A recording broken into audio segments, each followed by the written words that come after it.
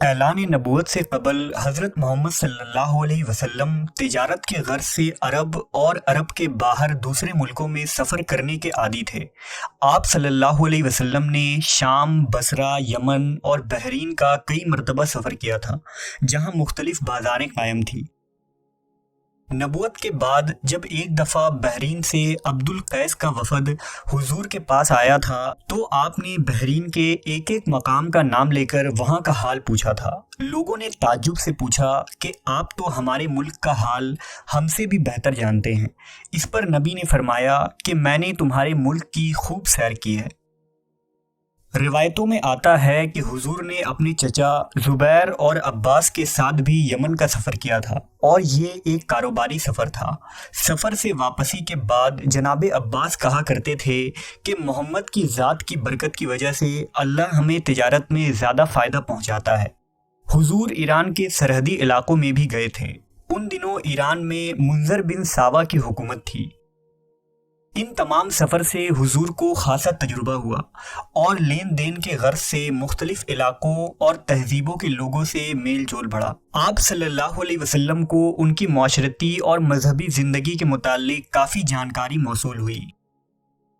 نبوی زندگی میں جب کبھی حضور اپنے کسی پرانے تاجر ساتھی سے ملتے تو انتہائی گرم جوشی سے ملاقات کرتے اور ان سے تجارت کے گزرے دنوں کی یادوں کو تازہ کیا کرتے تھے۔ ان دنوں عرب میں افسانہ گوئی کا رواج تھا۔ رات کو لوگ تمام کاموں سے فارغ ہو کر کسی خاص مقام پہ جمع ہوتے تھے اور ایک شخص جو داستان گوئی میں مہارت رکھتا تھا وہ داستان شروع کرتا تھا، جسے لوگ بڑے ذوق و شوق سے رات بھر سنتے۔ ایک دفعہ حضور نے بھی اس محفل میں شریک ہونا چاہا، لیکن اتفاق سے راستے میں شادی کی ایک محفل لگی تھی، جسے دیکھنے کے لیے آپ وہاں کھڑے ہو گئے اور آپ صلی اللہ علیہ وسلم کو وہیں نیند آ گئی۔ جب آپ اٹھے تو صبح ہو چکی تھی۔ 40 سالوں کی مدت میں صرف 2 دفعہ حضور نے ان محفلوں میں شریک ہونے کا ارادہ کیا تھا، لیکن دونوں دفعہ کوئی اتفاق ہو گیا اور اللہ نے آپ کو ان فضول محفلوں سے بچا لیا۔ ان دنوں مکہ تمام تر بدعمالیوں اور برائیوں کا مرکز تھا۔ قریش مکہ نے حج میں طرح طرح کی بدعتوں کو ایجاد کر لیا تھا۔ مرد ننگے ہو کر کعبہ شریف کا طواف کیا کرتے تھے، جبکہ عورتیں بھی نیم برہنہ حالت میں کعبہ کے گرد چکر لگایا کرتی تھیں۔ لوگوں نے کعبہ کے گرد 360 بت رکھ دیے تھے۔ کہیں لات کی پوجا ہوتی، کہیں عزا کی تو کہیں اساف و نائلہ کی۔ یہ وہ پتھر تھے جن کو لوگوں نے خدا کا درجہ دے دیا تھا اور کفر ہر طرف غالب آ چکا تھا۔ کہیں بتوں کے آگے قربانیاں کی جاتی تھیں تو کہیں مجاور اور پجاری لوگوں سے نذرانے وصول کر کے اپنی جیبوں کو بھرتے تھے۔ حضور اہل مکہ کے ان اعمال سے بہت غمزدہ رہتے اور انہیں جہالت و گمراہی میں دیکھ کر کراہت محسوس کرتے۔ یہی وجہ تھی کہ آپ صلی اللہ علیہ وسلم کو حج، طواف اور قیام منی کے لیے کئی بار کہا گیا، لیکن حضور ان لوگوں کی خرافات کی وجہ سے صاف انکار کر دیا کرتے تھے۔ نبی صلی اللہ علیہ وسلم نے اپنی جوانی کے دنوں میں اعلان نبوت سے قبل کبھی کسی بت کے آگے سر نہیں جھکایا اور نہ ہی قریش کے کسی جاہلیت کے رسم و رواج میں شرکت کی۔ ان دنوں مکہ کا یہ حال تھا کہ کہیں شراب کی محفل، کہیں رقص، کہیں جوا، کہیں شور و غل اور بدکاریاں، اور رات کو ماحول بدترین ہو جایا کرتا تھا۔ مگر اس فحش ماحول میں حضور نے کبھی کوئی دلچسپی نہیں لی۔ آپ صلی اللہ علیہ وسلم کبھی شراب خانے کے قریب سے بھی نہ گزرے۔ مکہ کے رؤسا اور عمرا حیران ہوتے کہ یہ کیسا نوجوان ہے جو دوسرے لوگوں سے بالکل مختلف ہے، جسے نہ شراب سے اور نہ ہی شباب سے کوئی سروکار ہے۔ مکہ کے قبا خانے میں لونڈیاں اور کنیزیں ہر وقت موجود ہوتی اور لوگوں کو دعوت نظارہ دیتی اور انہیں اپنی طرف مائل کرتی، مگر یہ ہاشمی جوان ان کی طرف ایک نظر بھی نہ اٹھاتے اور بے پرواہی سے اپنے معاملات میں مشغول رہتے۔ حضور کا دامن شبنم کی طرح پاکیزہ تھا۔ آپ مکہ کے اس فحش ماحول میں ایک نکھری ہوئی چاندنی کی طرح تھے، جن کی پاک بازی کی لوگ قسمیں کھایا کرتے تھے۔ خود نبی کریم صلی اللہ علیہ وسلم نے فرمایا ہے کہ مجھے جوانی میں کبھی عیش پرستی اور بدکاری کی ہمت نہیں پڑی، بلکہ میرے رب نے مجھے ان تمام برائیوں سے ہمیشہ محفوظ رکھا جو جاہلیت کے زمانے میں مکہ کے نوجوانوں میں عام تھی۔ دوستی زندگی کی اہم ضرورت ہوتی ہے۔ سچا اور مخلص دوست کسی دولت سے کم نہیں ہوتا۔ حضور پاک بھی دوستوں سے مستثنی نہیں تھے۔ حضور کے تمام دوست پاکیزہ اخلاق، بلند کردار کے مالک تھے۔ ان میں سب سے قریب حضرت ابو بکر صدیق تھے جو حضور کے جگری دوست تھے اور برسوں تک آپ کے شریک صحبت رہے۔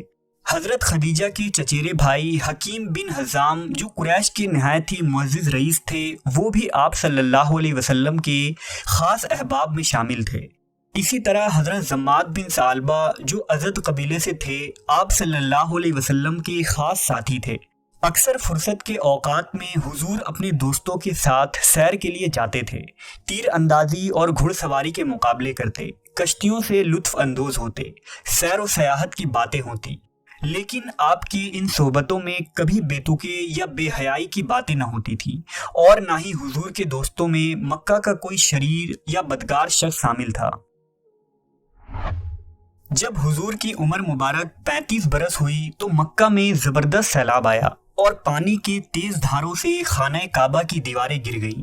لہذا قریش مکہ نے کعبہ شریف کی دوبارہ مرمت کی اور سرداروں کے مشورے سے مکہ کے تمام قبیلوں نے علیحدہ پتھر جمع کیا۔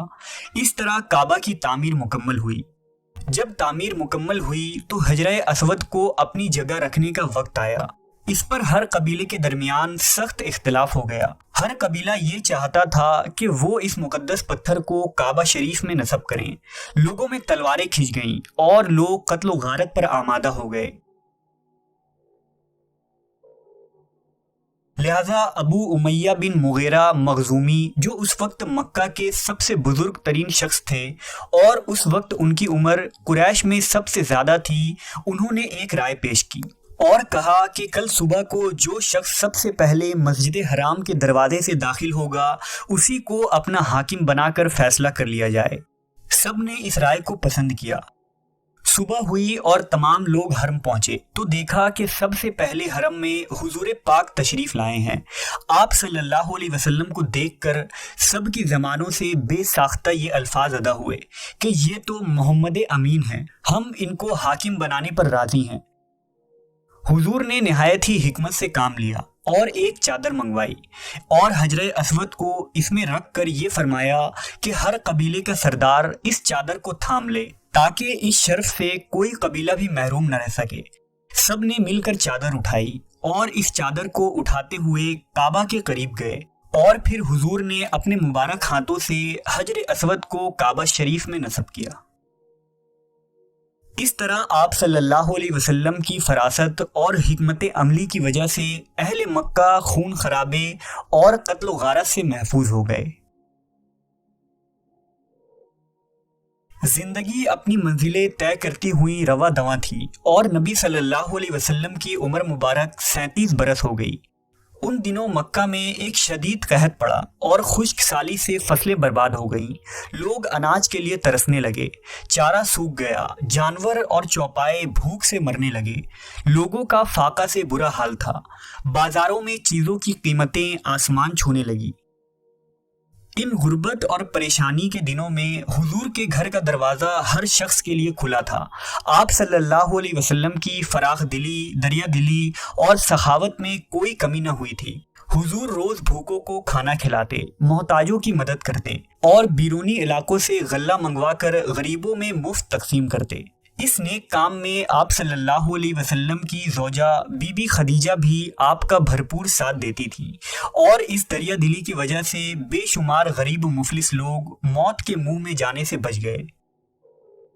اس قحط کی وجہ سے حضور کے چچا ابو طالب بھی بہت پریشان تھے اور ان کی مالی حالت بہت کمزور ہو چکی تھی۔ ابو طالب کے کئی اولاد تھے جن کی کفالت کی ذمہ داری سنبھالنا مشکل ہو رہا تھا۔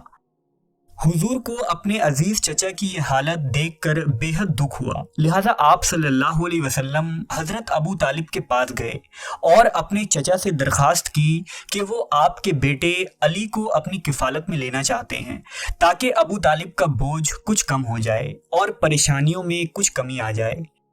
اس طرح علی ابن ابی طالب نبی صلی اللہ علیہ وسلم کے گھر آ گئے اور علی کی پرورش حضور کے سایہ رحمت میں ہونے لگی۔